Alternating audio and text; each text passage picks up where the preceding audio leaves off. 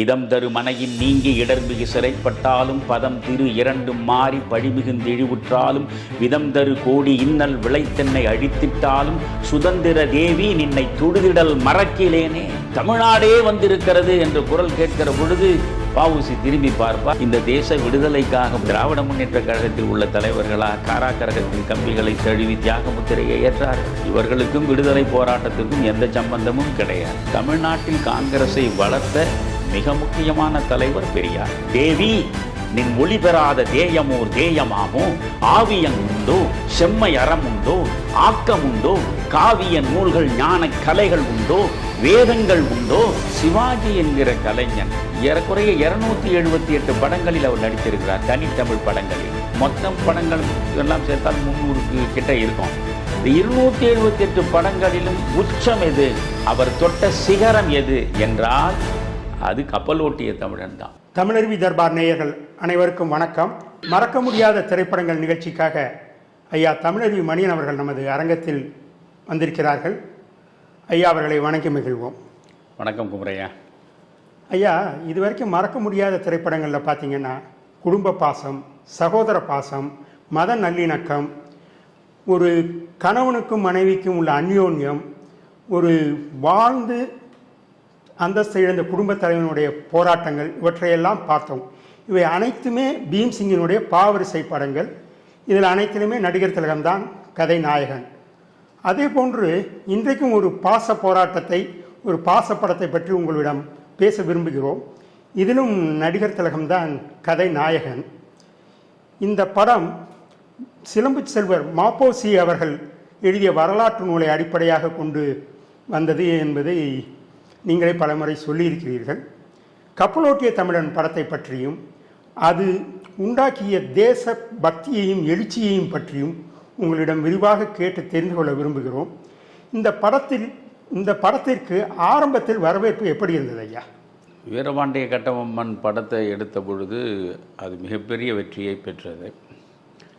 சொல்லப்போனால் வீரபாண்டிய கட்டபொம்மன் எடுக்கப்பட்ட அதே காலச்சூழலில் தான் கண்ணதாசன் சிவகங்கை சீமையை எடுத்தார். தமிழ் சமுதாயத்தினுடைய மண் சார்ந்த வாழ்வியல் முறையை அப்படியே பிரதிபலித்த படம் சிவகங்கை சீமை தான். வீரபாண்டிய கட்டபொம்மன் ஒரு பாளையக்காரன். ஆனால் நீங்கள் எடுத்த உடனே ஜெய்ப்பூர் அரண்மனையின் மீது இருந்தபடி தான் சிவாஜி கணேசன் பேசுவார். காரணம், நம்முடைய பார்வையாளர்களுக்கு எந்த ஒன்றுமே பிரம்மாண்டமாக இருந்தால்தான் அதை விரும்பி பார்ப்பார்கள்.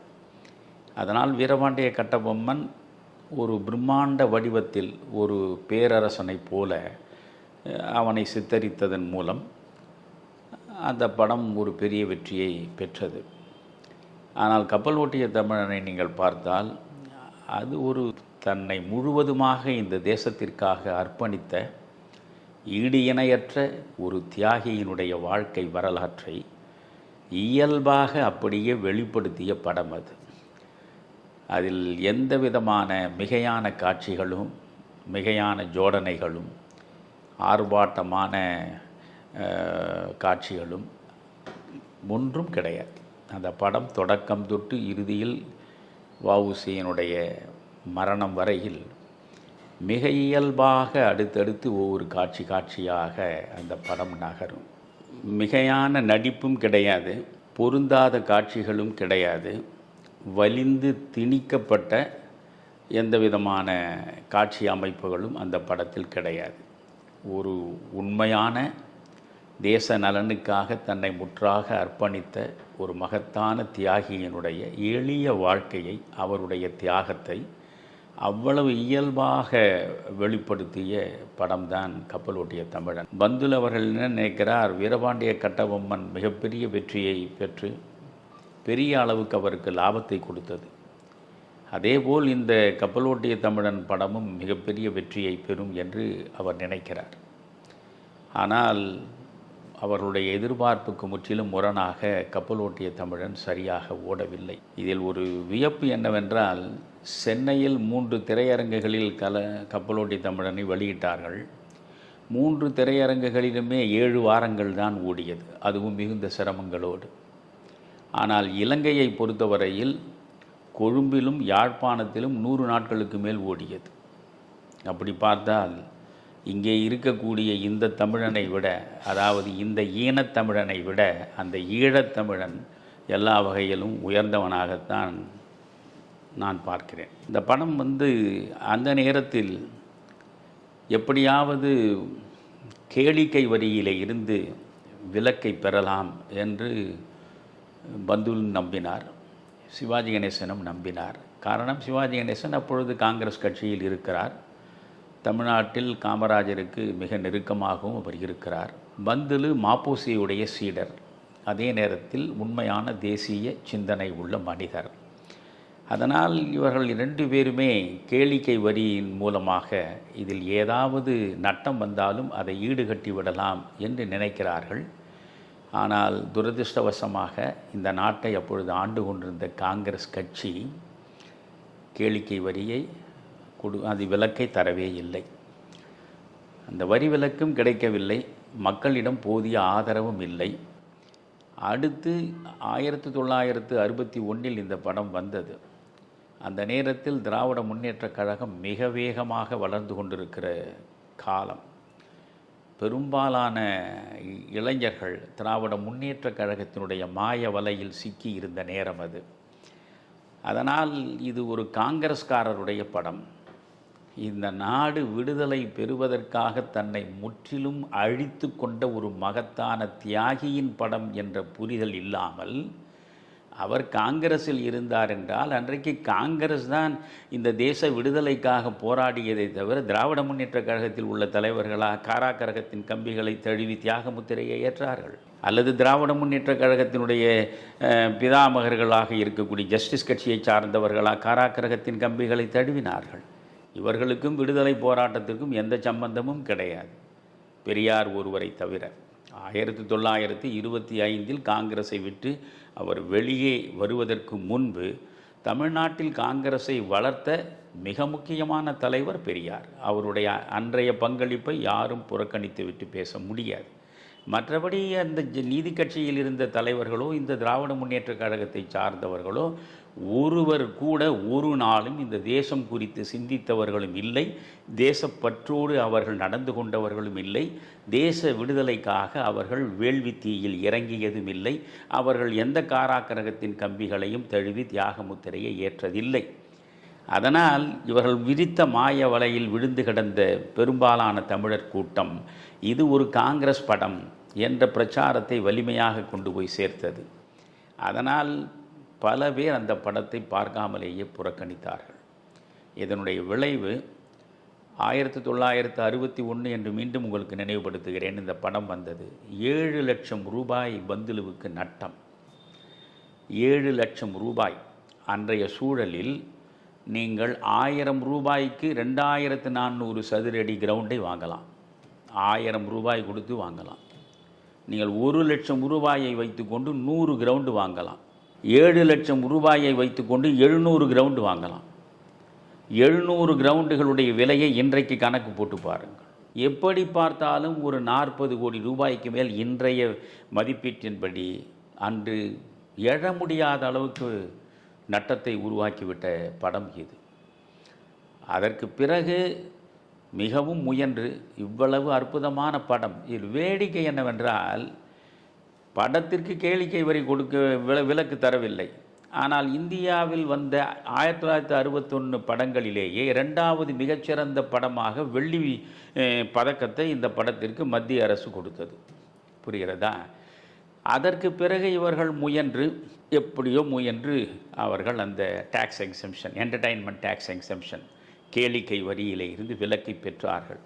விலக்கை பெற்ற பிறகு 2வது முறை மீண்டும் திரையரங்கத்தில் இந்த படம் வந்தது. முதலில் 7 வாரத்தில் முடங்கிவிட்டது. மீண்டும் இந்த படத்தை கொண்டு வந்தார்கள். அதாவது அன்றைய சூழலில் 1.25 ரூபாய் ஒரு டிக்கெட் விலை என்றால் அது ஒரு 50 பைசா என்பது போல அந்த டிக்கெட் சரிபாதிக்கும் கீழே அந்த விலை இருந்ததனால் மக்கள் கொஞ்சம் போய் பார்க்க தொடங்கினார்கள். அதைவிட முக்கியமானது, எல்லா பள்ளிக்கூட பிள்ளைகளும் கப்பலோட்டிய தமிழனை பார்க்க வேண்டும் என்பதற்கு பள்ளியில் இருக்கக்கூடிய நிர்வாகங்கள் முன்னின்று முயன்று முடிவெடுத்து ஏறக்குறைய தமிழ்நாட்டில் உள்ள எல்லா பள்ளிக்கூடத்தில் உள்ள பிள்ளைகளும் கப்பலோட்டிய தமிழனை போய் பார்த்தார்கள். அப்படி பார்த்தவன் தான் நான். புரிகிறதா? 1961 நான் என்ன 9வது படித்து கொண்டிருக்கிறேன் என்று நினைக்கிறேன். அப்படி பள்ளிகளின் மூலமாக போய் பார்த்தார்கள். அதற்கு பிறகு நீங்கள் இந்த படத்திற்கு 50 லட்சம் ரூபாய் ஏறக்குறைய வசூலானது. எனவே முதலில் ஏற்பட்ட அந்த மிகப்பெரிய இழப்பிலிருந்து பந்துலு விடுபட்டார்.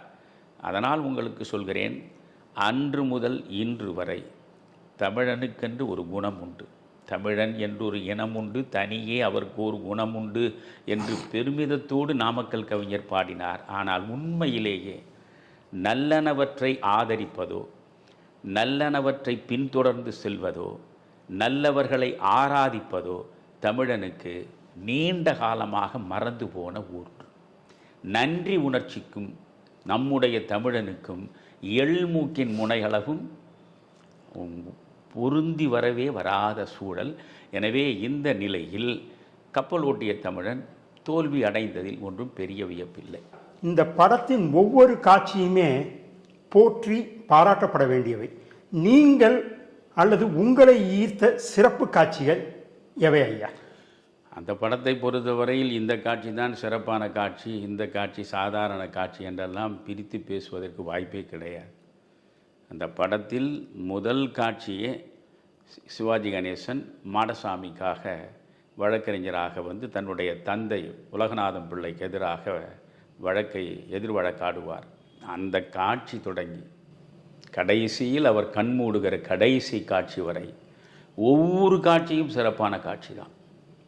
அதிலும் குறிப்பாக நான் சொல்ல விரும்புவது, இன்றைக்கு உள்ளவர்கள் எல்லாமே இவர்களுக்கு வந்து ஸ்பீட் லைஃப், எல்லாமே வந்து வேக வேகமாக வாழ்ந்து வேக வேகமாக போய் சேர வேண்டும் என்பது தான் இன்றைக்கு வாழ்க்கை முறையாக இருக்கிறது. நீங்கள் உதாரணத்துக்கு பார்த்தீர்களால் முன்பெல்லாம் தொடர்கதை வரும் வார இதழ்களில். இப்பொழுது எந்த இதழெல்லாம் தொடர்கதை வருகிறதா? தொடர்கதையெல்லாம் இப்பொழுது யாரும் படிக்க தயாராக இல்லை. தொடர்கதைகளுக்கு பிறகு சிறுகதைகளை படித்து கொண்டிருந்தார்கள். இப்பொழுது சிறுகதை பெருமளவு வருகிறதா? இல்லை. இப்பொழுது ஒரு வரி கதை, 2 வரி கதை என்று வருகிறது. அந்த அளவுக்கு எதையுமே எங்களுக்கு நீ மிக குறைவாக ஷார்ட் அண்ட் ஸ்வீட் என்று ஆங்கிலத்தில் சொல்லிக் கொள்கிறார்களே, அதுபோல் மிக மிக சுருக்கமாக கொடு. அப்படி கொடுத்தால் நாங்கள் பார்க்கிறோம். இப்பொழுது இதை கூட நீங்கள் வைத்துக் கொள்ளுங்களேன். நீங்கள் தமிழறிவு தர்பாரில் நீங்கள் ஒரு படத்தை பற்றி பேசுகிறீர்களா? ஒரு 10 நிமிஷம் 15 நிமிஷத்துக்குள் முடித்துக் கொள்ளுங்கள். அப்படியானால் நாங்கள் அதிகமான பேர் பார்ப்போம். அதற்கு மேல் எங்களுக்கு நேரம் கிடையாது. எங்களுக்கு எவ்வளவோ வேலை இருக்கிறது வெட்டி முறிப்பதற்கு. அதனால் நாங்கள் அந்த இணையதளத்திற்குள்ளே போய் எத்தனை நல்ல செய்திகளை நாங்கள் தெரிந்து கொள்ள வேண்டும், எவ்வளவு களியாட்டங்களில் மூழ்க வேண்டும், எப்படியெல்லாம் நம்முடைய நேரத்தை செலவழிக்க வேண்டும் என்று முடிவெடுத்திருக்கிற இன்றைய இளைய கூட்டத்தில் நீங்கள் தமிழறிவு தர்பாரில் ஒரு நல்ல நிகழ்ச்சியை ஒரு 40 நிமிடம் 45 நிமிடம் என்று போட்டால் என்னையா ரொம்ப நீளமாக இருக்கிறது, ஒரே நேரத்தில் அதை பார்க்க முடியவில்லை என்று சலித்து கொள்ளுகிற அலுத்து கொள்ளுகிற கூட்டத்திற்கு நடுவே தான் நாம் நம்முடைய பணிகளை ஆற்ற வேண்டி இருக்கிறது. நான் சொல்கிறேன், இந்த படத்தில் நீங்கள் நீண்ட படம் என்று நினைக்கிறீர்களா? ஒன்றும் வேண்டாம். கடைசி 45 நிமிடம் படத்தை மட்டும் பாருங்கள். 45 நிமிடம் படம் பாருங்கள். வஉசி என்ற மகத்தான மனிதனுடைய முழு வாழ்க்கையும் உங்களாலே அறிந்து கொள்ள முடியும். அதிலும் குறிப்பாக அவர் 40 ஆண்டு கால சிறை தண்டனையை பெற்று சிறைக்கு செல்லுகிற அந்த காட்சியிலிருந்து பாருங்கள். நீங்கள் சிவாஜி கணேசனுடைய நடிப்பை பற்றி நான் எத்தனையோ வகையாக எவ்வளவோ விதமாக நான் இதுவரையில் சொல்லிவிட்டேன். அவருடைய நடையை பற்றியெல்லாமும் நான் சொல்லியிருக்கிறேன். நீங்கள் முதலில் பார்த்தால் இந்த அந்நிய துணிகளை எரிப்பார்கள். அப்படி எரிக்கிற பொழுது வந்தே மாதரம் என்போம், எங்கள் மாநில தாயை வணங்குதும் என்போம் என்ற பாரதியினுடைய பாடல் சீர்காழியினுடைய கணீர் என்ற குரலில் ஒலிக்கும். அது டி.கே. சண்முகம் தான் சுப்பிரமணிய சிவமாக நடித்திருப்பார். அவருடைய குரலே வெண்கல குரல் தான். சுப்பிரமணிய சிவம் உண்மையிலேயே வெண்கல குரலில் தான் பேசுவார் என்று மாப்போசி அவர்கள் சொல்ல நான் கேட்டிருக்கிறேன். சிவம் பேசினால் சவம் எழுந்து நிற்கும் என்பார் மாப்போசி. எனவே அப்படிப்பட்ட சிவத்தினுடைய பிரதிபலிப்பாக வாழ்ந்து காட்டியவர் அந்த படத்தில் டி.கே. சண்முகம் அவர்கள். இங்கே வஉசியாக சிவாஜி கணேசனும் சுப்பிரமணிய சிவமாக டி.கே. சண்முகமும் அந்த துணியை எரிப்பதற்காக அப்படி நடந்து வருவார்கள்.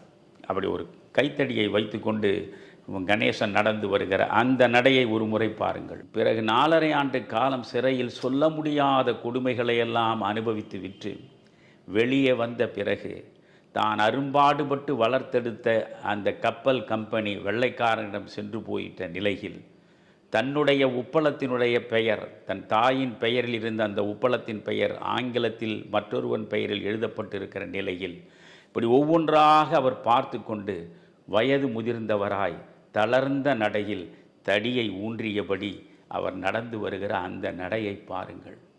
அந்த முதல் நடையில் இருக்கிற கம்பீரமும் இந்த நடையில் இருக்கிற தளர்ச்சியும் அவ்வளவு அற்புதமாகவும் துல்லியமாகவும் சிவாஜி கணேசன் வெளிப்படுத்தி இருப்பார்.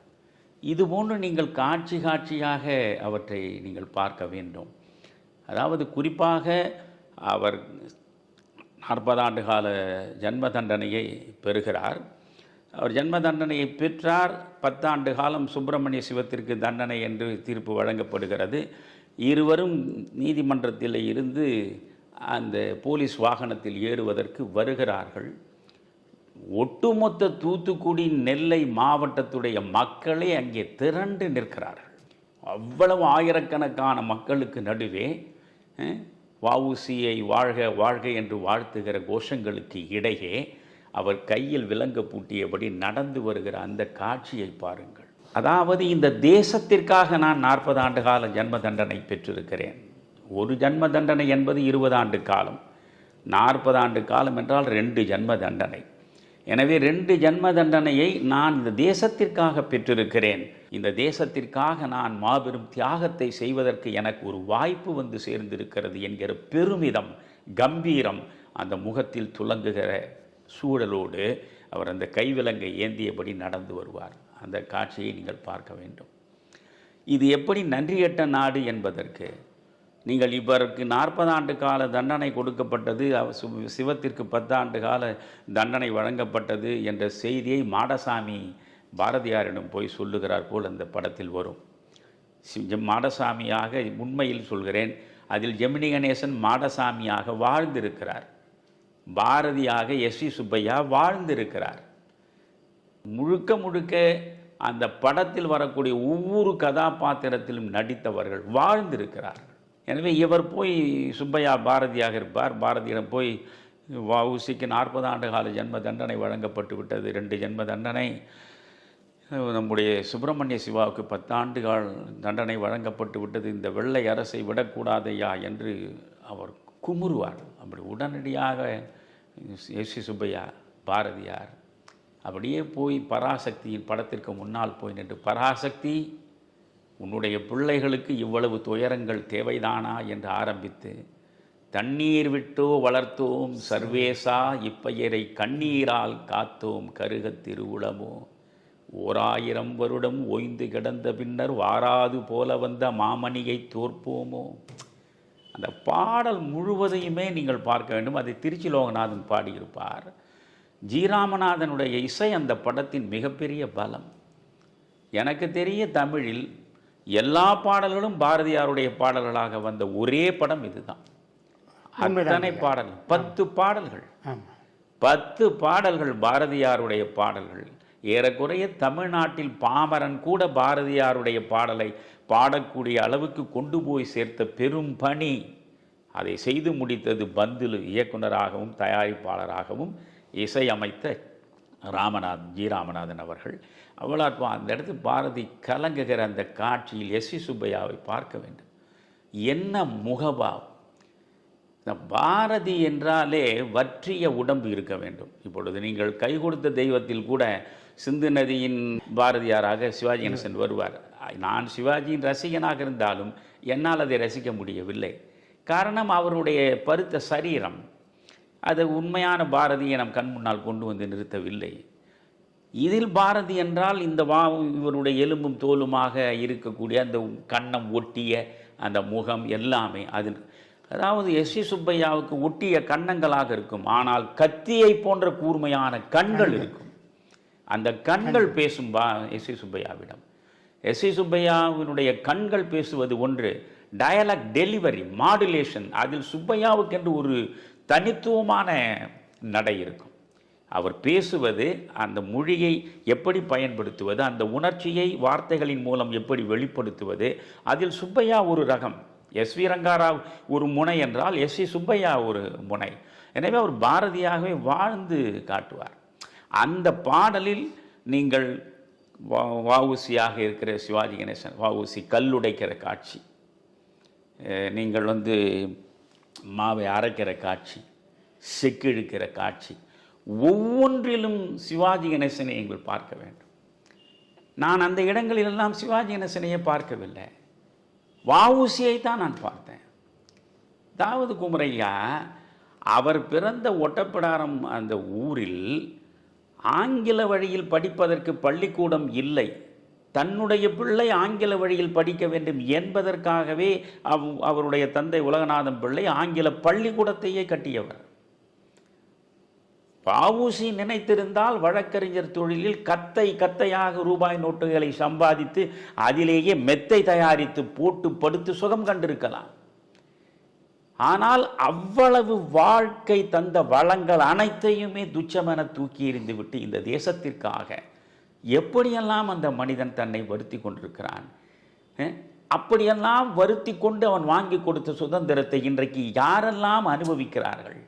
இந்த படத்தை நான் பார்க்கிற பொழுதே ஒவ்வொரு குடும்பமாக, வஉசி சிறையில் இருக்கிறார், அவர் கோயம்புத்தூர் சிறையில் இருக்கிறார், பிறகு கண்ணனூர் சிறையில் இருக்கிறார். இப்படி சிறையில் இருக்கும்போது அந்த கோயம்புத்தூர் சிறைக்கும் கண்ணனூர் சிறைக்குமாக மாறி மாறி அவருடைய மனைவி தன்னுடைய குழந்தைகளை அழைத்து கொண்டு இங்குமங்குமாக அலைந்த கொடுமை, வாழ்வாதாரத்திற்கு வழி இல்லாமல் அவர்கள் வாழ்ந்த நிலைமை, எப்படிப்பட்ட குடும்பம், எவ்வளவு வளம் செறிந்த குடும்பம், எந்த அளவுக்கு ஏழ்மையில் உழலக்கூடிய நிலையில் ஒரு வஉசி உள்ளே பெற்ற அத்தனை துயரங்களையும் வெளியே இருந்தபடி குடும்பம் அனுபவிக்கிறது. ஒரு மாடசாமி எப்படியெல்லாம் தன்னை ஒரு சாதாரண தொண்டன், அவன் ஒரு கடவுள் நிலையில் வஉசியை வைத்து அவருடைய பக்தனாக தன்னை பாவித்து அவர் தேசத்திற்காக பாடுபடுகிறார் என்பதனால் நாமும் அந்த தேசத்திற்கு பாடுபட வேண்டும் என்று தன்னை அர்ப்பணித்து கொண்டவன். அந்த மாடசாமி வாழ்வில் அடைந்த துன்பங்கள் சொல்ல முடியாது. இந்த திரைப்படத்திலாவது கடைசி காட்சியில் சாவித்திரியோடு பிள்ளைகளோடு ஜெமினி கணேசன் வருவார். அப்பொழுது சிவாஜி கணேசன் சொல்லுவார், மாடசாமி, நீ இனியாவது இவள் என் மகள், உன்னுடைய மனைவியாக இருக்கின்ற இவள் என்னுடைய மகளை போன்றவள், இனியாவது அவளை கண்கலங்காமல் பார்த்துக்கொள், நீ இங்கே வேண்டாம், நீ பாண்டிச்சேரிக்கு போய்விடு என்று சொல்கிறார். பாண்டிச்சேரிக்கு போய்விடு என்றார், அவன் போகிறான், அவ்வளவுதான் அந்த கதையில் வரும். பாண்டிச்சேரிக்கு போய் அவன் என்னென்ன சிரமங்களை எல்லாம் அனுபவித்திருக்கிறான், அந்த குடும்பம் எப்படியெல்லாம் ஆனது, ஆதரிப்பாரற்று நிராதரவாக நின்றது என்பதெல்லாம் தனி கதை. நான் இவற்றையெல்லாம் மிக அதிகமாக ஆய்வு செய்து படித்தவன். நான் இப்பொழுதும் வஉசியை பற்றி பேசிய 2 மணி நேர சொற்பொழிவு நீங்கள் யூடியூபில் போனால் பார்க்கலாம். வஉசியினுடைய பிறப்பு தொட்டு இறப்பு வரையில் நான் பேசியிருக்கிறேன். எனவே அப்படிப்பட்ட அந்த மனிதராக வாழ்ந்து காட்டினார். இதில் என்ன பெரிய அதிசயம் என்றால், சிவாஜியே தன்னுடைய வாழ்க்கை வரலாற்றில் சொல்கிறார், ஒரு சிவனாக நடிப்பது அதில் ஒன்றும் பிரச்சனை இல்லை, அல்லது ஒரு டாக்டராக ஒரு என்ஜினியராக நடிப்பதிலெல்லாம் எனக்கு எந்த சிரமமும் இல்லை. ஆனால் வஉசி இந்த மண்ணில் சமீப காலத்தில் வாழ்ந்து மறைந்தவர். அவரை பார்த்தவர்கள் இன்னும் உயிரோடு இருக்கிறார்கள். இப்பொழுது காமராஜரெல்லாம் அவருக்கு பக்கத்தில் இருந்தவர்கள் தானே. எனவே அவரை பார்த்தவர்கள் எல்லாம் உயிரோடு இருக்கிற நிலையில் அந்த வஉசியாக நான் எப்படி படத்தில் வாழ்ந்து காட்டுவது என்று முதலில் தயங்கினேன். இது விஷப்பரீட்சையாக முடிந்துவிடுமோ என்று பந்துலுவிடம் என் அச்சத்தை வெளிப்படுத்தினேன். ஆனால் அதே நேரத்தில் எனக்குள் நடிகன் என்பவன் எந்த பாத்திரத்தையும் ஏற்று நடிக்க வேண்டும், அப்பொழுதுதானே உண்மையான ஒரு நடிகனாக இருக்க முடியும் என்று எனக்குள்ளே அதை ஒரு சவாலாக ஏற்றுக்கொண்டேன்.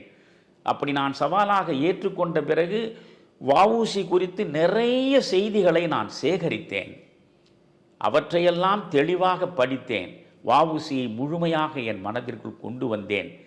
நான் பெற்ற பெரும் பாக்கியம் என்னவென்றால், வஉசியினுடைய மகன் வஉசி சுப்பிரமணியமே என்னை பார்த்து என் தந்தையை நேரில் நான் திரையில் பார்த்தேன் என்று சொன்னபோது உண்மையில் அதைவிட ஒரு பெரிய விருது என் வாழ்க்கையில் வேறு எதுவும் எனக்கு வாய்ப்பதற்கு இல்லை என்று நெஞ்சம் நெகிழ்ந்து சொல்கிறார். அப்படி சொல்லுகிற பொழுதும் இந்த வருத்தத்தையும் சொல்கிறார். இவ்வளவு அழகாக எடுத்த படம் 7 லட்சம் ரூபாய் பந்துலுவுக்கு நட்டம் ஏற்படுத்தியது என்பது எனக்குள் எப்பொழுதும் ஆறாத ஒரு வடுவாகவே இருந்தது என்று. எனவே இந்த காட்சி அந்த காட்சி என்று சொல்ல முடியல. ஆனால் ஒன்று, நீங்கள் ஒரு காட்சி, ஒரே ஒரு காட்சி சொல்லுங்கள் அந்த படத்தில் என்றால் அதில் உள்ள பல காட்சிகளை என்னால் சொல்ல முடியும். நீங்கள் ஒரே ஒரு காட்சி சொல்லுங்கள் என்றால் இந்த சிறையிலிருந்து அவர் வெளிவருகிற இடம்தான். இந்த நன்றி கெட்ட நாட்டை மிக தெளிவாக படம் பிடித்து காட்டுகிறார். இதில் என்ன தெரியுமா, படத்தில் பார்த்தீங்கன்னா இதெல்லாம் தெரியாது. ஆனால் வஉசியை பற்றி உண்மையான எல்லா செய்திகளையும் திரட்டி அவற்றை படிக்க படிக்க படிக்க நாம் உண்மையிலேயே மிகப்பெரிய வலியை சந்திக்க வேண்டியிருக்கும். வஉசி விடுதலையாக போகிறார். வெள்ளை அரசு அஞ்சுகிறது. காரணம், வஉசி சிறைக்கு போன பொழுது தூத்துக்குடியும் திருநெல்வேலியும் 3 நாள் தீப்பற்றி எரிந்தது. துப்பாக்கி சூடு நடந்தது. உயிர்கள் பலியான இந்த சூழலில் இப்பொழுது வஉசி வெளியே வருகிறார். 1908 அவர் சிறைக்கு போகிறார். 4.5 ஆண்டுகளுக்கு பின்னால் அவர் திரும்ப வருகிறார். வருகிற பொழுது இன்னும் மிக மோசமான ஒரு கலவரம் ஏற்படுவதற்கு வாய்ப்பு இருக்கிறது என்று தமிழ்நாடு முழுவதும் இருக்கக்கூடிய அத்தனை காவல் நிலையங்களுக்கும் உளவுத்துறை அறிக்கை அனுப்புகிறது. எல்லா இடங்களிலும் தயார் நிலையில் இருக்கிறார்கள்.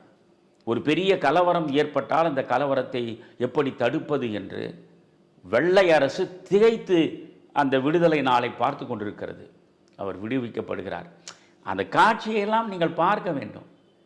அந்த டாக்டர் வந்து இவரிடம் பேசுவது, ஒரு கம்பளியை போர்த்து கொண்டு அவர் உட்கார்ந்து கொண்டிருப்பார்.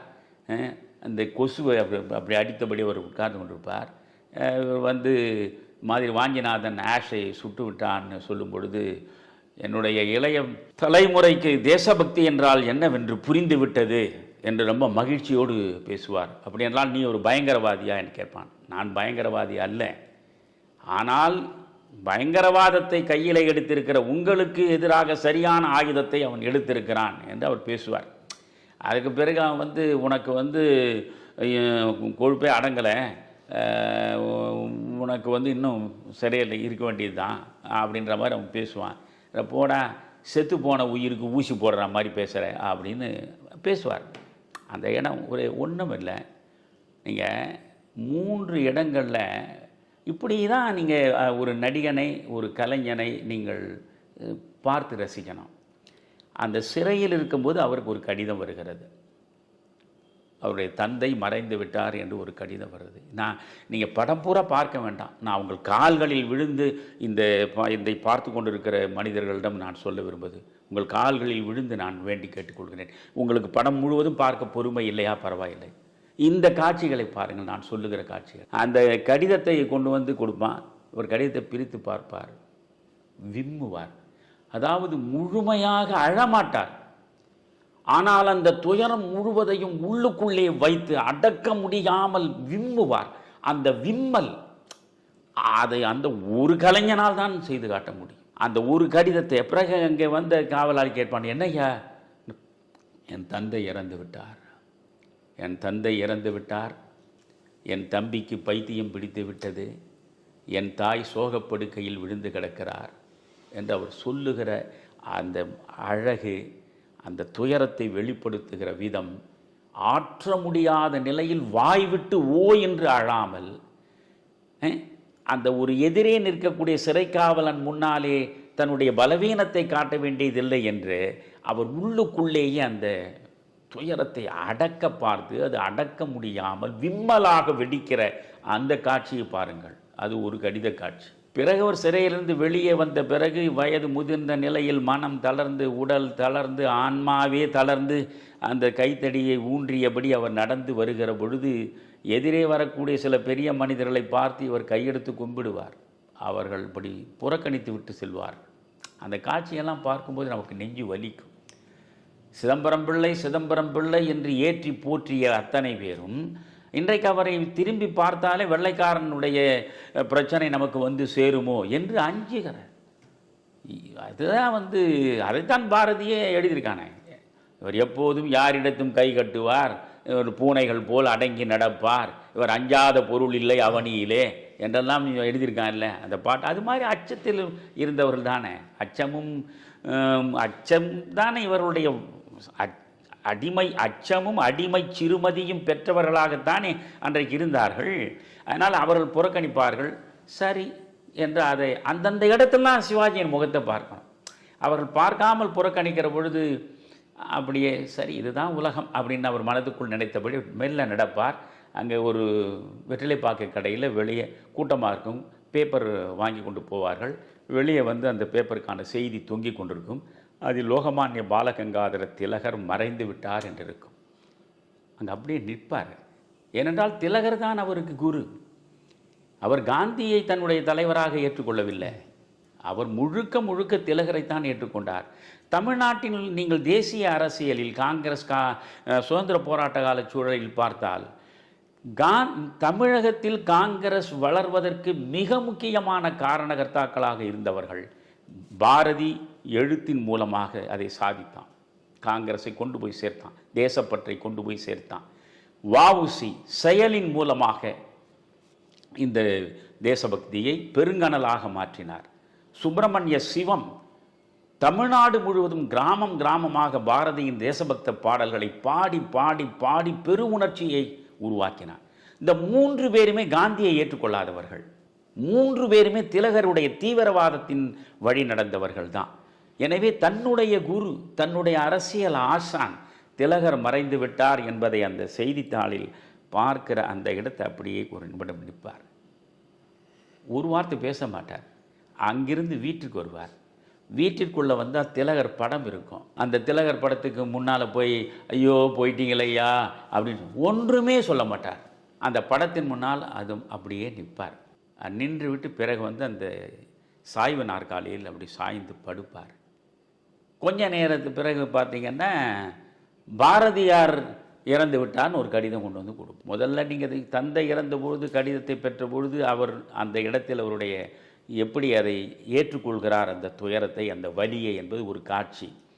திலகருடைய மறைவை அவர் எப்படி மனதளவில் அதை ஏற்று அதிலிருந்து விடுபட முடியாமல் தவிக்கிறார் என்பது இன்னொரு காட்சி.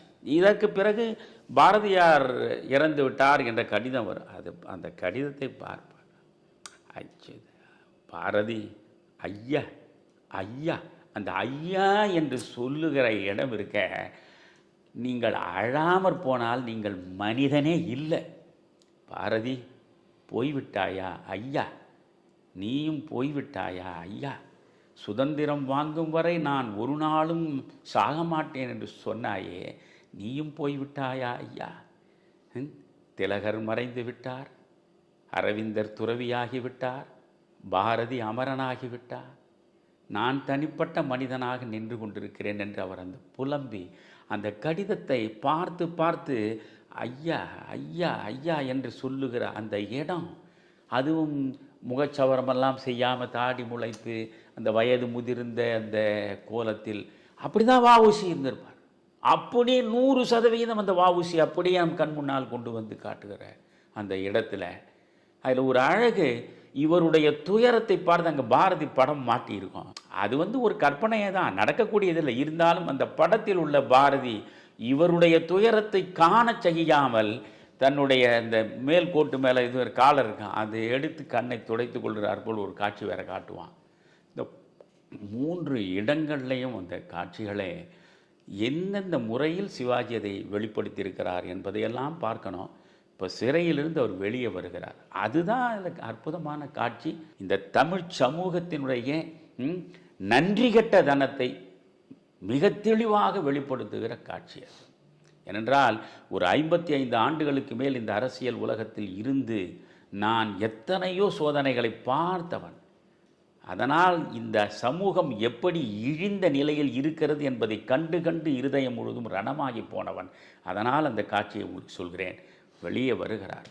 அப்படி வருகிற பொழுது ஒரு ஆள் இல்லை, அந்த சிறை வாசலில் ஒரு ஆள் இல்லை. ஒரு நிமிடம் அவருடைய மனத்திரையில் ஓடுகிறது, அதை காட்டுவான்.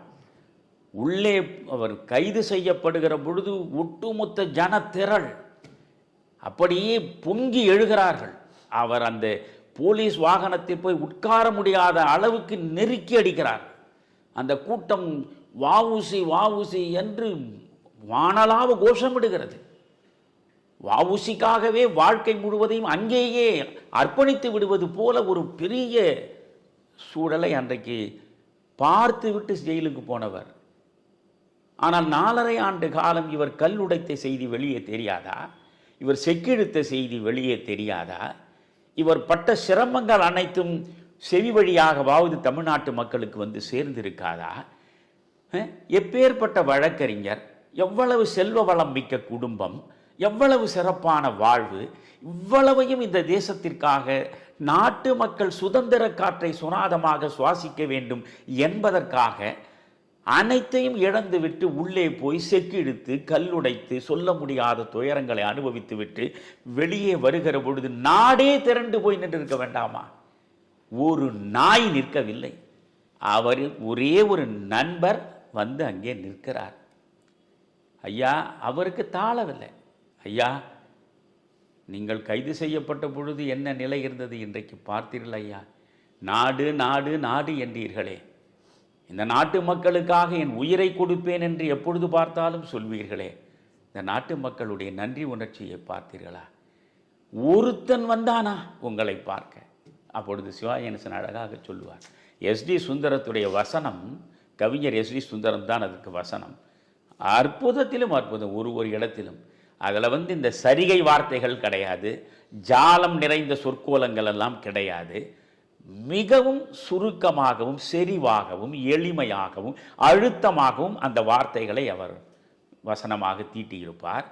உடனே சொல்வார், மக்களெல்லாம் என்னை வரவேற்க வேண்டும் என்பதற்காகவோ, அவர்களெல்லாம் எனக்கு மாலை போட வேண்டும் என்பதற்காகவோ நான் இந்த சிறைக்கு வரவில்லை. இந்த தேசத்தை அடிமைத்தலையிலிருந்து விடுவிக்க வேண்டும் என்பது ஒவ்வொருவனுக்குமான கடமை. என் கடமையை செய்வதற்காக நான் வந்தேன். அதனால் இப்பொழுது யாரும் வரவேற்கவில்லை என்பதற்காக நாம் வருத்தப்பட வேண்டியதில்லை. வீட்டில் உள்ளவர்கள் எப்படி இருக்கிறார்கள் என்பார். எல்லாரும் வீட்டிலே இருக்கிறார்கள் ஐயா, அவர்கள் வர விரும்பினார்கள். ஆனால் உண்மையில் நீங்கள் பார்த்தால் அவர் மனைவி பிள்ளைகள் எல்லாம் வந்து தான் அழைத்து கொண்டு போகிறார்கள். இதில் அந்த காட்சியினுடைய அந்த தீவிரத்தை வெளிப்படுத்துவதற்காக, இந்த தமிழ்நாட்டினுடைய ஈனத்தனமான குணத்தை வெளிப்படுத்துவதற்காக அவர்கள் யாருமே வராமல் ஒருவர் மட்டுமே வந்து வரவேற்பது போல் அதை மாற்றியிருப்பார்கள். இவர் எனக்கு வண்டி இருக்கிறதையா, வாருங்கள் பாருங்கள் ஐயா, ஒருத்தன் வரவில்லை ஐயா என்று அவர் சொன்ன பொழுது, ஒருத்தன் என்னையா ஒருத்தன், இந்த வஉசியை வரவேற்பதற்கு தமிழ்நாடே வந்திருக்கிறது ஐயா என்று குரல் கேட்கும். தமிழ்நாடே வந்திருக்கிறது என்று குரல் கேட்கிற பொழுது வஉசி திரும்பி பார்ப்பார், இந்த மனிதனும் திரும்பி பார்ப்பான். உடனே இந்த மனிதன் சொல்வான், யோ அவர் குட்டம் பெருநோய் பிடித்திருக்கிறது. நான் சுப்பிரமணிய சிவத்தை பற்றியெல்லாம் எவ்வளவோ பேசிட்டேன் குமரையா. இந்த நாட்டில் நான் இந்த 55 ஆண்டுகளுக்கு மேல் நான் பேசாததே இல்லை. இவ்வளவையும் இந்த இளைய தலைமுறையிடம் கொண்டு போய் சேர்க்க வேண்டும் என்பதற்காக எவ்வளவோ பேசிட்டேன். இதம் தரு மனையின் நீங்கி இடர்மிகு சிறைப்பட்டாலும் பதம் திரு இரண்டும் மாறி படிமிகுந்து இழிவுற்றாலும் விதம் தரு கோடி இன்னல் விளைத்தென்னை அழித்திட்டாலும் சுதந்திர தேவி நின்னை தொழுதிடல் மறக்கிலேனே. என்ன மாதிரியான அந்த சுதந்திர தாகத்துக்காக பாரதி எழுதிய பாடல். தேவி நின் ஒளி பெறாத தேயமோர் தேயமாமோ, ஆவியங்குண்டோ செம்மை அறம் உண்டோ, ஆக்கம் உண்டோ, காவிய நூல்கள் ஞான கலைகள் உண்டோ, வேதங்கள் உண்டோ. வரிசையாக போகும் அந்த பாடல். அவ்வளவு உணர்ச்சிகரமாக அந்த பாடலை நீங்கள் குட்டம் பிடித்த நிலையிலும் அழுகிப்போன கால்களோடு அவர் தடியூண்டி நடந்து கிராமமாக சென்று தேசபக்தியை இறுதி மூச்சு வரை வளர்த்த பெருமகன் அவர். இதே மயிலாப்பூரில் தான் கடைசியில் அவர் இருசப்பு கிராமணி தெரு என்று இருக்கிறது, ஐஸ் ஹவுஸ் பக்கத்தில். அந்த தெருவிலே தான் ஒரு சாதாரண வாடகை வீட்டில் அவர் இருந்தார். சாப்பிடுவதற்கு ஒன்றும் கிடையாது. அவருடைய மனைவியோடு அவர் வாழ்ந்த காலம் மிக மிக குறைவு. கடைசி காலத்தில் தான் அவருடைய மனைவியோடு சேர்ந்தவர் இருந்தார். மனைவிக்கு சோறு போடுகிற அளவுக்கு கூட அவருக்கு சக்தி கிடையாது. அதற்காக அவர் விளக்கை வைத்துக்கொண்டு வீர வரலாற்று நூல்களை எல்லாம் எழுதுவார். அது எண்ணெய் விளக்கு. அந்த விளக்கு இரவு முழுவதும் எரிவதற்கு எண்ணெய்க்காக அவர் எவ்வளவு பாடுபட்டிருக்கிறார் என்பதையெல்லாம் நீங்கள் உள்ளுக்குள் போய் சுப்பிரமணிய சிவத்தை படிக்கணும். பேசு மணி என்கிற ஒரு அற்புதமான ஆய்வாளர், அவரும் மாப்போசியின் பக்கத்தில் இருந்தவர் தான். அவர் வீரமுரசு சுப்பிரமணிய சிவா என்று தனியாக ஒரு நூலை எழுதியிருக்கிறார். படித்தால் கண்ணீர் வரும் உங்களுக்கு. அந்த சிவம் குட்டம் பிடித்து வந்துடும். அதாவது எஃகு போன்ற தேகம். அவர் தன் மனைவியோடு வாழ்வதை மறுதலித்து விட்டு வந்து விடுகிறார். நீங்கள் ஏன் உங்களுடைய மனைவியோடு வாழவில்லை என்று கேட்கிற பொழுது சிவம் சொல்கிறார், தேக சுகத்தில் ஈடுபடக்கூடாது. புரிகிறதா? தேக சுகத்தில் ஈடுபட்டால் ஆயுள் குறையும். நான் நீண்ட காலம் வாழ்ந்து இந்த சுதந்திரத்தை கண்ணால் பார்க்க ஆசைப்படுகிறேன். அதனால் உடல் சுகத்திற்கு நான் இடம் கொடுக்கவில்லை என்று மறுதலித்த மனிதன். இரும்பு போன்று எஃகு போன்று இருக்கும் அவருடைய உடல், வெண்கல குரல், அந்த தோற்றமும் அந்த குரலும். அப்பேற்பட்ட மனிதனை சேலம் சிறையிலே அடைத்து ஆட்டு ரோமங்களை முழுவதுமாக சுண்ணாம்பு நீரில் போட்டு நனைத்து ஊற வைத்து அதையெல்லாம் அந்த ரோமங்களை தனித்து பிரித்தெடுக்கிற வேலையை கொடுத்து, அந்த ரோமங்கள் அவருடைய சுவாசத்தின் வழியாக உள்ளே சென்று உடல் சிதைந்து பெருநோய் பிடித்து அவர் பெருநோய் முற்றிய நிலையிலே தான் சேலம் சிறையிலிருந்து விடுவிக்கப்பட்டார். அவர் இப்பொழுது இங்கே இவர் வஉசி விடுதலையாவதற்கு ஒரு 3 மாதங்களுக்கு முன்பு தான் இவர் விடுதலையாகிறார். எனவே இவர் விடுதலையாகிற செய்தியை அறிந்து கொண்டு அவர் வருகிறார். வந்தவர் சொல்கிறார், என்னையா ஒருவன் வரவில்லை என்கிறீர், ஒருத்தன் வரவில்லை, ஒருவன் தமிழ்நாடே வந்திருக்கிறது என்று சொல்லும் பொழுது இந்த மனிதன் பார்ப்பான், சிச்சி என்ன அபசகுணம், பெருவியாதி இப்படி சென்னையை எதிர நிற்கிற அப்படின்னு சொல்லும் பொழுது அவர் சொல்வார், உயிரை தேடி வந்திருக்கிறது ஐயா. என்ன வசனம் தெரியுமா? உயிரை தேடி வந்திருக்கிறது ஐயா. அப்போ உயிரை தேடி வந்திருக்கிறதுன்னு உடனே சிவாஜி உற்று பார்ப்பார். நீங்கள் யார் என்று மெல்ல தயங்கி சிவாஜி கேட்பார். அப்பொழுது பார்க்க வேண்டும், சுப்பிரமணிய சிவம் டிகேஎஸ் அவர் ஒரு அற்புத கலைஞர். நாடக உலகத்தில் சக்கரவர்த்தியாக வாழ்ந்து மறைந்த மனிதன் அவர். டிகேஎஸ் ஔவையார் வேடம் போட்டு ஔவை சண்முகம் என்றே அவருக்கு பெயர். அப்படிப்பட்ட ஒரு கலைஞர். அவர் நடத்திய ராஜராஜ சோழன் 5000 முறைக்கு மேல் உலகம் முழுவதுமே நடத்தப்பட்டது. அவ்வளோ பெருமைக்குரிய மகா கலைஞர் அவர். அவர் உடனே சொல்வார், என்னை தெரியவில்லையா பிள்ளைவாள், என்னை தெரியவில்லையா பிள்ளைவாள், உருக்கு போன்ற உடம்பு முழுவதுமாக உருகி கரைந்து காய்ந்து போன சருகாக நிற்கக்கூடிய நான் தான் உங்கள் சிவம் அப்படின்னு சொல்வார். ஐயோ சிவமா அப்படின்னு ஓடி போய் வேண்டாம், என்னை கட்டி தழுவாதீர்கள், என்ன கோலம் இது என்று சிவாஜி கேட்பார். இது வெள்ளைக்காரன் சிறையில் தந்த சீதனம் பிள்ளைவாள், வெள்ளைக்காரன் சிறையில் தந்த சீதனம் பிள்ளைவாள், மாவீரனைப் போல் உள்ளே போனேன், மயான படுக்கையில் என்னை கொண்டு சேர்த்து விட்டான், மயான பிணமாக மாற்றிவிட்டது இந்த கொடுமை அரசு என்று சொல்லி என் உடலெல்லாம் செல்லரித்த சல்லடையாக மாறிவிட்டது பிள்ளைவாள். அதெல்லாம் நீங்கள் என்னால் நான் நெஞ்சை பிடிச்சிக்கிட்டு தான் பார்ப்பேன் அந்த படத்தெல்லாம். அவ்வளோ சாதாரணமாக என்னால் பார்க்கவும் முடியாது. அது மாதிரி என் உடலெல்லாம் செல்லரித்த சல்லடையாகிவிட்டது பிள்ளைவாள் அப்படின்னு சொன்னது அப்படியே போய் கட்டி தழுவார். அந்த காட்சி நீங்கள் அந்த காட்சியை இந்த இளைய தலைமுறை கொஞ்சம் பார்க்கட்டும். எத்தனையோ படங்களை பார்க்குறீங்க, எத்தனையோ காட்சிகளை பார்க்குறீங்க. இந்த நன்றி கெட்ட தமிழ்நாட்டுக்கான அடையாளம் அது. இந்த தமிழனுக்காக, இந்த இந்தியனுக்காக, இவர்கள் விடுதலை பெற வேண்டும் என்பதற்காக எல்லா சுகங்களையும் துறந்துவிட்டு சிறைக்கு சென்று 4.5 ஆண்டுகள் சொல்ல முடியாத துயரங்களை அனுபவித்து செக்கை இழுத்து கல்லை உடைத்து பெற்றுக் கொடுத்த சுதந்திரம்.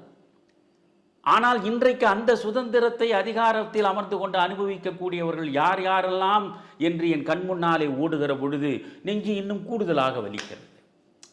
அந்த காட்சியை என்னால் மறக்கவே முடியாது. இதுபோல் ஏராளமான காட்சிகளை சொல்லலாம். எனக்கு அதில் உங்களுக்கு ஆச்சரியத்திலும் ஆச்சரியம், டிஎஸ் துரைராஜை நீங்கள் தனியாக குறிப்பிட்டு பேச வேண்டும். ஆமாங்க ஐயா. அது வந்து முழுக்க ஒரு கற்பனை பாத்திரம்தான். அது வந்து சங்கன் என்கிற ஒரு நாவிதராக அவர் வருவார். என்ன, அதாவது நகைச்சுவைக்கு உடல் மொழி எவ்வளவு முக்கியம் என்பதை அத்தனை நகைச்சுவை நடிகர்களுக்கும், இன்றைக்கு பெரிய வடிவேலுனுடைய உடல் மொழியை பற்றியெல்லாம் நம்ம ரொம்ப பெரிதாக பேசுகிறோம் இன்றைய தலைமுறை. ஏனென்றால் இவர்கள் டிஎஸ் துரைராஜ் பார்த்ததில்லை. என்ன உடல் மொழி தெரியுங்களா? அச்சோ, அந்த வந்தே மாதரம் என்ற ஒவ்வொரு இடத்திலும் அவர் வருகிற பொழுதெல்லாம் அந்த ரொம்ப சீரியஸாக சென்று கொண்டிருக்கிற படத்தில் இடையிடையே கொஞ்சம் அப்படியே மெலிதான நகைச்சுவை இழையோடு நாம் இளைப்பாறுவதற்கு டிஎஸ் துரைராஜ் வருகிற காட்சிகள் அற்புதத்திலும் அற்புதம். அது வந்து பாதியில் சவரத்தம் செய்துவிட்டு வந்தே மாதரம் வந்தே மாதரம் என்று சொல்லிவிட்டு அவர் மீதியை விட்டு வருவதிலே இருந்து அவர் காவல் நிலையத்திலே போய் வந்தே மாதரம் வந்தே மாதரம் வந்தே மாதரம் என்று சொல்லக்கூடாது. ஏன், நான் என்னையா செய்கிறது, இது என் புள்ள ரெண்டு, இந்த புள்ள பேர் வந்தே, அந்த புள்ள பேர் மாதரம், அது வந்தே மாதரம். இப்படியெல்லாம் அற்புதமாக டிஎஸ் துரைராஜனுடைய நடிப்பு இருக்கும். மாடசாமி என்னுடைய பாத்திரத்தில் எனக்கு ரொம்ப பிடித்த இடம் என்ன தெரியுங்களா? நான் மாடசாமியை பற்றி நிறைய படிச்சிருக்கேன் பின்னால்.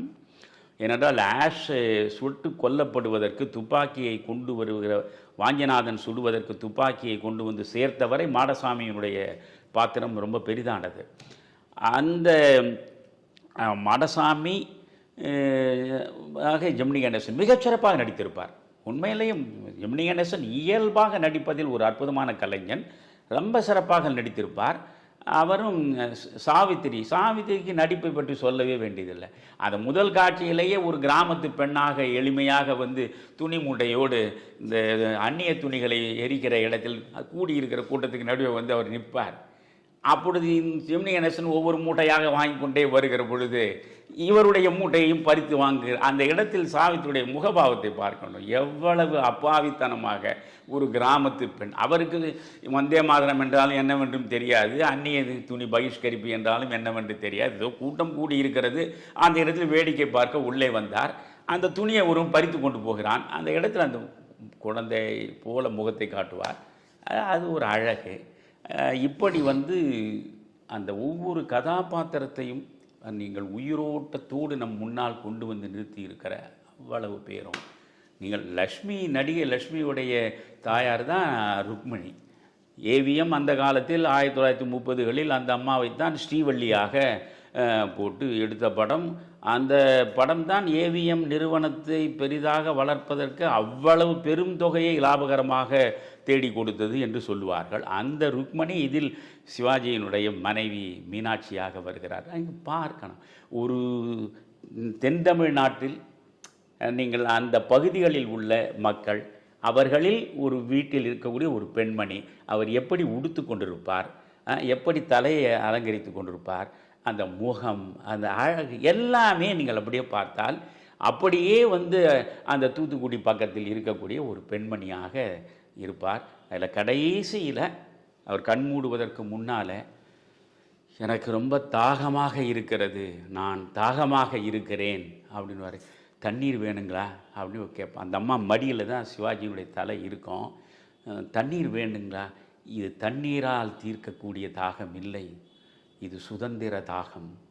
மகாகவி பாரதி, அமரகவி பாரதி பாடிய அந்த பாடலை தயவு செய்து பாடு, அதை கேட்டபடியே நான் கண்மூடுகிறேன் என்று சொல்லும்போது, என்று தனியும் இந்த சுதந்திர தாகம், என்றெமது இன்னல்கள் தீர்ந்து பொய்யாகும். அந்த பாடலை அப்படியே பாடுகிற அந்த காட்சியில் ருக்மணியை பார்க்க வேண்டும். அந்த காட்சி, அதில் தேம்பி தேம்பி அவர் அழுதபடியே பாடுகிற நிலை, அவர் இந்த பாடலை கேட்டபடியே பிறகு கண்மூடுகிற வஉசியினுடைய நிலை, அந்த கடைசி காட்சி வரையிலும் நீங்கள் பார்த்தீங்கன்னா அது அற்புதத்திலும் அற்புதம். ஆனால் இந்த படம் ஓடவில்லை என்பதை இப்பொழுது நினைத்தாலும் எனக்கு நெஞ்சு வலிக்கிறது. நீங்கள் வந்து, நான் குறிப்பிட்ட பெயர்களை சொல்லி அவர்களுடைய வெறுப்பை நான் தேடிக்கொள்ள விரும்பவில்லை. ஆனால் இன்றைக்கு எது போன்ற படங்களெல்லாம் 1000 கோடி சம்பாதிக்கிறது, 1000 கோடி 500 கோடி என்றெல்லாம் சம்பாதிக்கிறது, ஓடி ஓடி கோடி கோடியாக கொண்டு போய் கொட்டி பார்க்கிறார்களே. இந்த தலைமுறைக்கு முந்தைய தலைமுறை தான் நான் இளைஞனாக இருந்த தலைமுறை, அந்த தலைமுறை இப்படி தான் இருந்திருக்கிறது. அது ஒன்றும் பெரிய மாற்றம் இல்லை. அது கொஞ்சம் கெட்டு கிடந்தது, இப்பொழுது மொத்தமாக கெட்டு கிடக்கிறது. எனவே அந்த படம் அப்பொழுது சரியாக போகவில்லை. ஆனால் சிவாஜி என்கிற கலைஞன் ஏறக்குறைய 278 படங்களில் அவர் நடித்திருக்கிறார், தனித்தமிழ் படங்களில். மொத்தம் படங்கள் எல்லாம் சேர்த்தால் 300க்கு கிட்ட இருக்கும். இந்த 278 படங்களிலும் உச்சம் எது, அவர் தொட்ட சிகரம் எது என்றால் அது கப்பலோட்டிய தமிழன் தான். அதில் ஒன்றுமே இல்லை.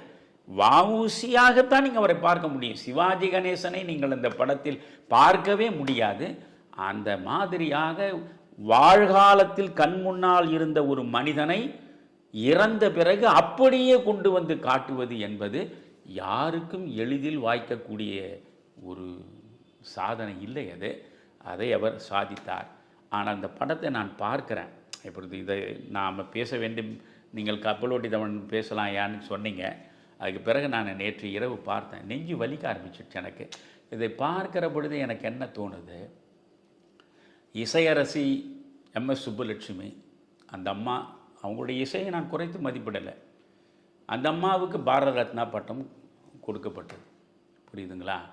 அதே போல் சித்தார் வாசிக்கிறவர் தான் ரவிசங்கர், இசைக்கருவியை மீட்டக்கூடியவர், அவருக்கு பாரத ரத்னாவை கொடுத்திருக்கிறார்கள். அதை ஷெனாய் வாசிக்கக்கூடிய பிஸ்மில்லா கான் அற்புதமான கலைஞர். அந்த ஷெனாயை வாசிக்கிற பொழுது உங்கள் ஆன்மாவுக்குள்ளேயே ஊடுருவும், அந்த மாதிரி கலைஞர். அவருக்கு பாரத ரத்னாவை கொடுத்திருக்கிறார். ஷெனாய் வாசித்த பிஸ்மில்லா கானுக்கு பாரத ரத்னா கொடுக்கப்பட்டிருக்கிறது. சித்தார் வாசித்த ரவிசங்கருக்கு பாரத ரத்னா கொடுக்கப்பட்டிருக்கிறது. கர்நாடக இசையில் சிகரம் கண்ட எம்எஸ் சுப்புலட்சுமிக்கு பாரத ரத்னா கொடுக்கப்பட்டிருக்கிறது.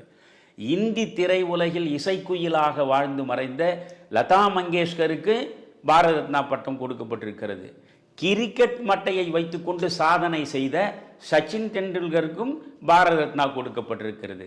ஆனால் இப்படிப்பட்ட சாதனைகளை திரை உலகில் செய்து காட்டிய சிவாஜி கணேசனுக்கு பாரத ரத்னா வழங்கப்படவில்லை என்பது மட்டுமல்ல, இந்தியாவின் சிறந்த நடிகர் என்கிற பாரத் பட்டமே சாகும் வரை வழங்கப்படவில்லை என்றால் யோசித்து பாருங்கள். இதுதான் இந்த இந்தியாவில் ஒட்டுமொத்தமாக இருக்கக்கூடிய ஒரு கேவலமான சூழல். இங்கே விருதுகளுக்கெல்லாம் மரியாதை கிடையாது. நீங்கள் விருதுகளுக்கெல்லாம் மரியாதை தகுதி பார்த்தெல்லாம் இங்கே விருதுகள் கிடைப்பது கிடையாது. விஸ்வநாதனுக்கு நிகர் இசையினுடைய வடிவம் எம்எஸ் விஸ்வநாதன். விஸ்வநாதனுக்கு ஒரு பத்மஸ்ரீ பட்டம் கிடைக்கல. அதனால் பத்மஸ்ரீ, பத்மபூஷன், பத்ம விபூஷன் என்று வாங்கியவர்கள் எல்லாம் நான் குறைத்து சொல்லலை. ஆனால் பத்மஸ்ரீ பட்டம் கொடுப்பதற்கு தகுதி இல்லையா விஸ்வநாதனுக்கு? விஸ்வநாதன் செய்யாத சாதனையா தமிழ் திரைப்பட உலகத்தில்? அவருக்கு ஒரு பத்மஸ்ரீ இல்லை. நகைச்சுவை நடிகர்களில் நீங்கள் பார்த்தால் நாகேஷை மாதிரி நடித்த எந்த பாத்திரமாக இருந்தாலும் வாழ்ந்து காட்டல. ஒரு தில்லானா மோகனாம்பாலும் திருவிளையாடலும் போதுமே நாகேஷை காலம் முழுக நாம் மனதில் வைத்து கொண்டாடுவதற்கு. அந்த மனிதனுக்கு ஒரு பத்மஸ்ரீ பட்டம் கிடைக்கல, புரியுதா? ஆனால் இன்னொரு நகைச்சுவை நடிகருக்கு பத்மஸ்ரீ பட்டம் கிடைத்தது. இப்படி நீங்கள் பட்டங்களை பார்த்தால் ரொம்ப, அதாவது வேதனையாகவும் இருக்கிறது, விரக்தியாகவும் இருக்கிறது, மொத்தத்தில் நெஞ்சு வலிக்கிறது. அவ்வளவுதான். ஐயா, கப்பலோட்டிய தமிழனை பற்றிய உங்களுடைய பார்வை உள்ளத்தை நெகிழச் செய்துவிட்டது. கண்களில் நீர் முட்டிக்கொண்டு நிற்கிறது. எண்ணற்ற சிவாஜி ரசிகர்களின் குரலாக நீங்கள் ஒலித்திருக்கிறீர்கள். ஆனாலும் நீங்கள் ஏற்கனவே குறிப்பிட்டது போல் எந்த திரைப்படத்திலும் 11 பாடல்கள் என்று நினைக்கிறேன், அத்தனையும் பாரதியின் பாடல்கள் இடமறிந்து, பொருளறிந்து, காட்சியறிந்து பயன்படுத்தப்பட்டிருக்கிறது. இதை பற்றி உங்களுடைய பார்வையை தெரிந்து கொள்ள விரும்புகிறேன். நான் சொல்வது குமரையா, இன்றைக்கு யார் யாரை பற்றியெல்லாமோ நீங்கள் என்னென்னமோ பேசுகிறீர்கள். இசை உலகத்தில் மகா கலைஞர்கள் எல்லாம். ஜி ராமநாதன் மேதை, இசையுலக மேதை அவர். மந்திரி குமாரி படமெல்லாம் நீங்கள் பார்த்தால் வாராய் நீ வாராய் என்ற பாட்டு நீங்கள் கேட்டிங்கன்னா இன்றைக்கும் வியப்புக்குள்ளாகத்தான் முடியும். நீங்கள் எல்லாருக்கும் பல படங்களில் ஜி ராமநாதன் இசை கொடிகட்டி பறந்தவர். இதில் ஒரு பாரதியினுடைய பாடலையும் எவ்வளவு அழகான, அதுக்கு அந்த டியூன் என்று சொல்கிறோமே, அதை என்ன அழகான இசை வடிவம் கொடுத்துருக்கிறாரு. முதல்ல எடுத்த உடனேயே நீங்கள் பார்த்தீங்கன்னா படத்தினுடைய டைட்டில் ஓடுற போதே பாருக்குள்ளே நல்ல நாடு எங்கள் பாரத நாடு என்ற பாடல்லேருந்து தான் தொடங்கும். அதுக்கப்புறம் அந்த துணியை எரிக்கிற பொழுது வந்தே மாதரம் என்போம், அந்த சூழலுக்கேற்ற உணர்ச்சியை தூண்டுகிற அந்த பாடல் அது சீர்காழியினுடைய குரலில் அது வரும். பிறகு பாரதியார் பாடுகிறப்ப எஸ்.சி. சுப்பையாவுக்கு 2 பாடல்கள் ஒன்று இருக்கும். ஒன்று என்று தனியும் இந்த சுதந்திர தாகம், என்றெமது அன்னை கை விலங்குகள் போகும் என்று ஒரு பாட்டு, தண்ணீர் விட்டா வளர்த்தோம் சர்வேசா இப்பயிரை கண்ணீரால் காத்தோம் கருக திருவுளமோ. இந்த 2 பாடலுமே திருச்சி லோகநாதன் பாடியிருப்பார். திருச்சி லோகநாதன் ஒரு அருமையான பாடகர். அந்த காலத்தில் டிஎம்எஸ் எல்லாம் வருவதற்கு முன்பு மிக புகழ்பெற்ற பாடகராக இருந்தவர். அவரை மிகச்சரியாக இதில் பயன்படுத்தியிருப்பார் நாமநாதன். இந்த 2 பாடல்களிலும் பாரதியாக வாழ்ந்து காட்டிய நம் எஸ்.வி. சுப்பையாவினுடைய முகபாவங்களை பார்க்க, அதிலும் இவர் மகா சக்தியோடு பேசின்னு இருப்பார். அவரோட பராசக்தியோடு உட்காந்து பேசின்னு இருப்பார். அங்கே வெளியே ஒருத்தன் பால்காரன் பால் இவருக்கு பாலை கொடுக்குறான். ஏன்னா பாரதியாராச்சான்னு பாலை கொடுக்குறதுன்னு சொல்கிறான். 4 மாதமாக நீங்கள் பால் கடை வச்சுருக்கிறீங்கம்மா, கொஞ்சம் பார்த்து செய்யுங்கம்மான்னு அவன் சொல்லுவான். உடனே பக்கத்தில் ஒருத்தன் நின்றுங்கண்ணே, ஏன் 4 மாதம் கடனை பற்றி பேசுகிறேன், நான் 6 மாதமாக அரிசியை அளந்து கொடுத்துட்டு அதுக்கு கடனை வாங்க முடியாமல் நான் நின்றுருக்கானுவான். உடனே அங்கேருந்து சாரங்கபாணி, அதில் யாருமே சோட போகலை. சாரங்கபாணி ராயராக வருவார். பாரதியார் எப்பொழுதுமே கேலி பேசுகிற அதாவது ரொம்பவும் அப்படி ஒரு நகைச்சுவையோடு பேசுவார். அவருன்னா பாரதியுடைய வாழ்க்கையிலேயே நீங்கள் புதுச்சேரியில் இவரெல்லாம் வருவாங்க பார்க்குறாங்களா. அந்த ராயர் நீ என்னையா 4 மாதம் பாக்கி, நீ 6 மாதம் பாக்கி, எனக்கு வருஷ கணக்கில் ஆச்சு வாடகை கொடுத்தேன், வாடகையும் கொடுக்காம இருக்காங்க, கடனை வாங்கின கடனையும் கொடுக்காம இருக்காங்கன்னு பேசிட்டு இருக்கும் பொழுது அவர் உங்கள் பாரதியார் பேசுவார். பராசக்தி, என்னை உப்புக்கும் மிளகுக்கும் கஷ்டப்படுத்துவது தான் உன் வேலை என்றால் உன்னை யார் பாடுவது? உன்னை நான் பாட வேண்டும் என்றால் என்னை உப்புக்கும் மிளகுக்கும் அரிசிக்குமாக நீ அலைய விடலாமா? அவர் பேசுவார். அவர் பேசிட்டு அங்கேருந்து வெளியே வருவார். அந்த நடை, அந்த வருகிறது, ஐயோ நீங்கள் அப்படி வரும் அவர் ஒரு புஷ்கோட் போட்டுன்னு இருப்பார் இல்லையா பாரதியார். அங்கே போட்டுன்னு என்ன உங்களுக்கு வேண்டும் நான் கேட்பார். பாக்கி தானே தரப்படும் அப்படின்னு கையை 2 பேக்கெட்டில் விடுவார். இவர் கொடுக்க போகிறார் போல 3 பேரை பார்ப்பானுங்க. பராசக்தி கொடுப்பாள். அவ்வளோதான். அந்த காட்சியை எல்லாம் நீங்கள் பார்க்கணும். அந்த காட்சி, அந்த பாடல், அது ஒரு பக்கம். எனக்கு அதில் ரொம்ப ஈர்ப்பு. இதெல்லாம் தேசபக்தியை ஊட்டுகிற பாடல்கள். காதல் பாட்டு எழுதுகிற கவிஞர்கள்லாம் நம்ம நிறைய பாடலாக சொல்லியிருக்காங்கல்ல. இவர்களெல்லாம் ஒரு முறையாவது உட்கார்ந்து கொண்டு இந்த யூடியூப்பில் இந்த பாடலை போட்டு ஒரு காதல் பாடல் எப்படி ஆன்மாவே ஊடுருவி உள்ளே சென்று அப்படியே ஒரு சரணப்படுத்துகிற அந்த சங்கீத பாஷைன்னு ஒன்று இருக்குல்ல, அந்த பாஷையும் அந்த வார்த்தைகள் என்ன அழகு, அதை பாருங்கள். அந்த காட்சிப்படுத்திப்பார் சிவாஜி. ஜெமினி கணேசனையும் சாவித்திரியன்னா அந்த பாட்டை நேற்று இரவு பார்க்கும்போது இவர்கள் 2 பேரும் கடைசி வரைக்கும் ஒன்றாகவே ஒருமித்த உணர்வோடு இணைந்து வாழ்ந்திருந்தால் பிரச்சனையே இல்லையே. இந்த அம்மா இப்படி கருத்து முரண்பட்டு பிறகு போய் திசை தவறி இப்படி ஒரு வாழ்க்கை ரொம்ப சோகமாக முடிஞ்சிருச்சே அப்படின்னா அந்த அம்மாவுக்காக ரொம்ப வருத்தப்பட்டேன் நான். அந்த பாட்டை என்ன அழகு. ஜெமினி கணேசன் என்ன அந்த மீஸ் அப்படி முறுக்கி தூக்கினாம இருக்கு, என்ன அழகு. 2 பேரும் காற்று வெளியிடை கண்ணம்மா நின்றன் காதலை எண்ணி தவிக்கின்றேன், அமுதூற்றினை ஒத்த இதழ்களும் நில ஊறி ததும்பும் விழிகளும். 100 வருஷம் தவம் பண்ணால் கூட இது மாதிரி வார்த்தைலாம் விழாது. அமுதூற்றினை ஒத்த இதழ்களும், இந்த அவ வாயில் எச்சில் ஊறுது, அந்த எச்சில் இவனுக்கு அமுதமாக இருக்குது. அதுவும் அது கொஞ்சம் வற்றி போகிறது இல்லை, அமுது ஊற்று உள்ள ஊற்றெடுக்குது. அமுதூற்றினை ஒத்த இதழ்களும் நில ஊறி ததும்பும் விழிகளும் 10 மாற்று பொன் ஒத்த நின் மேனியும். அந்த பாடல் வரிசையாக நீங்கள் பார்த்துனே வந்தீங்கன்னா அஜ்ஜ நீ எனது இன்னுயிர் கண்ணம்மா நின்னை எந்த நேரம் போற்றுவேன்லாம் வரும். அந்த பாடல் எவ்வளவு அழகாக ஒரு காதல் பாடல் எப்படி முழுக்க முழுக்க ஆண்மநேய கலப்பில் வந்து சேருகிற ஒரு அற்புதத்தை உருவாக்கி இருக்கிறது. அந்த பாடல் காட்சியில் நடித்திருக்கிற ஜெமினியும் சாவித்திரியும் எப்படி அதற்கு உயிர் கொடுத்திருக்கிறார்கள், அதை எந்த மாதிரி இசை உருவத்தை ராமநாதன் கொடுத்திருக்கிறார். ஆலாபனை தான். நான் அடிக்கடி சொல்லுவேன், பிபிஎஸ் குரலே வந்து ஒரு வெல்வெட்டு துணியில் அப்படி கை வச்சு தடவரா மாதிரி இருக்கும், அப்படி மென்மையாக இருக்கும். அதில் அவர் பாடும்பொழுது அவர் இடையில் அப்படியே ஆலாபனை வழங்குவதும், சுசீலா இடையில் ஒரு ஆலாபனை வழங்குவதும், பாட்டு முடிந்து காற்று வெளியிடை கண்ணம்மா நின்னன் காதலை எண்ணி கழிக்கின்றேன் அமுது ஊட்டினை ஒத்த இதழ்களும் நில ஊறி ததும்பும் விழிகளும் பாடு முடிஞ்சு லாஸ்டில் ஆன்னு ஒரு ஆலாபனையில் கொண்டு போய் சுசீலா முடிக்கிற இடமும் அந்த காட்சியும் இதுக்கெல்லாம் முதல்ல என்ன தெரியுங்களா, நல்லதை கண்டு ரசிக்கிற உள்ளம் நமக்கு வேண்டும். வாழ்க்கையில் எந்திரத்தனமாக நாம் வாழ்ந்து விட்டு போவதனால ஒரு பயனும் இல்லை. புரியுதுங்களா? கோடி கோடியாக தேடி தேடி வைத்து நம்ம என்ன பண்ண போகிறோம்?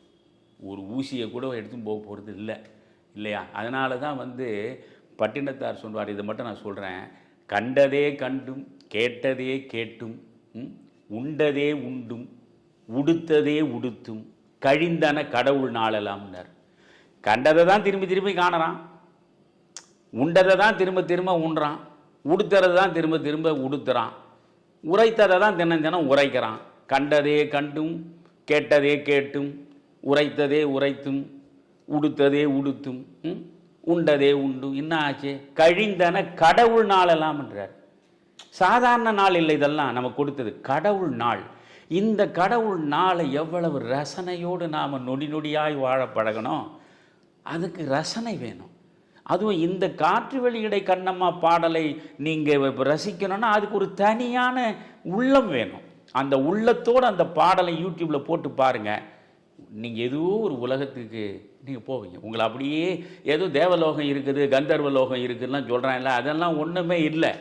ஆனால் இரவு பொழுதில் எல்லா விளக்கையும் அணைத்து விட்டு யூடியூப்பில் இந்த பாட்டை போட்டு அப்படியே நீங்கள் ஒரு பக்கமாக சாய்ந்தீங்கன்னு பார்த்தீங்கன்னா நீங்கள் இருக்கிற இடம் கந்தர்வ உலகம்தான். அதனால் இந்த படத்தில் உள்ள பாடல்களை பற்றி பேசுவதற்கு நீ எடுத்தாலும், பாடல் என்றாலும் சரி, நடிப்பு என்றாலும் சரி, காட்சி என்றாலும் சரி, வசனம் என்றாலும் சரி, அதை தனித்தனியாக பிரித்து பிரித்து ஒரு ரோஜா பூவை பிரித்து பிரித்து அதனுடைய உயிர்ப்பையை சிதைப்பது போல் ஆகிவிடும். ஒரு முழு ரோஜாவை காலையில் புலர்காலை பொழுதில் பனி படர்ந்த சூழலில் அதன் மீது அந்த பனித்துளிகள் அப்படியே இருக்க, அந்த ரோஜாவை பார்க்கிற பொழுது நமக்கு என்ன மாதிரியான ஒரு சிலிர்ப்பு உள்ளத்தில் வரும். அந்த சிலிர்ப்பை கப்பலோட்டிய தமிழன் படம் முழுவதையும் நீங்கள் மனம் ஒன்றி பார்த்தால் நிச்சயம் அடையலாம். கப்பலோட்டிய தமிழன் ஒவ்வொரு பகுதியையும் அணு அணுவாக ரசித்து சொல்லியிருக்கிறீர்கள் ஐயா.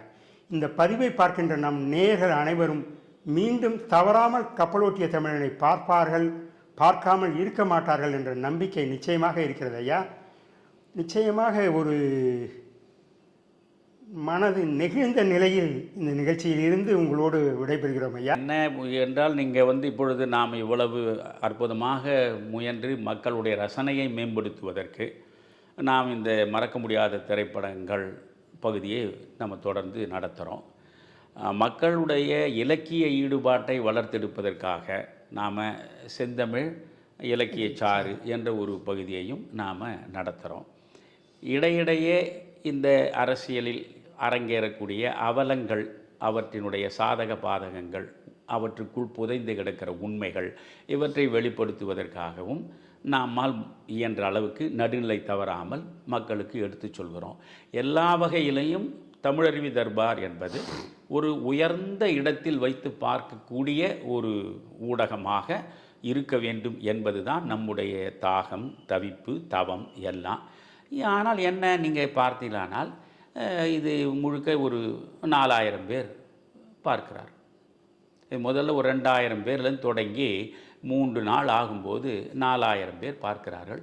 நமக்கு எந்த வகையிலும் பயன் தராத, தினவை சொரிந்து சுகம் தருகிற செய்திகள் அடங்கிய ஊடகங்களை பார்த்தால் எல்லாமே நீங்கள் லட்சக்கணக்கில் பார்வையாளராக இருப்பார்கள். இது 4000 பேர் பார்க்கிறார்கள்.